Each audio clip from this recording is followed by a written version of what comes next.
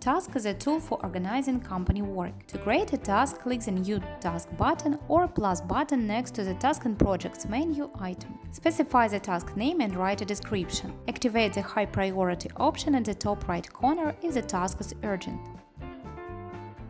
You can add a checklist to follow each step of the task performance.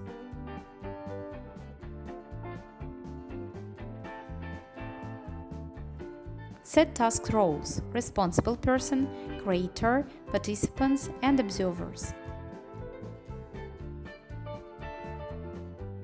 You can set a deadline manually or select a date in the calendar. Also, you can use a time planning option. Click Options to allow a responsible person to change the deadline, skip weekends and holidays, approve tasks, and so on. Click More to configure additional settings.